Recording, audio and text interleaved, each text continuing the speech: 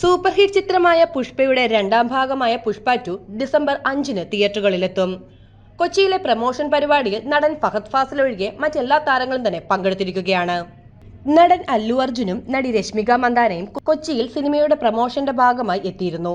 എന്നാൽ കേരളത്തിലുണ്ടായിരുന്ന ഫഹദ് ഫാസിൽ എന്തുകൊണ്ടാണ് പരിപാടിക്ക് എത്താഞ്ഞതെന്നാണ് ആളുകൾ ചോദിക്കുന്നത്. ഇപ്പോഴിതാ ഈ വിഷയത്തിൽ പ്രതികരിച്ചെത്തിയിരിക്കുകയാണ് നടൻ അല്ലു അർജുൻ. ആദ്യമായി മലയാളത്തിലെ മികച്ച നടന്മാരിൽ ഒരാളായ ഫാഫയുമൊത്ത് തനിക്ക് ജോലി ചെയ്യാൻ സാധിച്ചു. അദ്ദേഹത്തെ ഇന്ന് ഞാൻ ശരിക്കും മിസ് ചെയ്യുന്നുണ്ട്.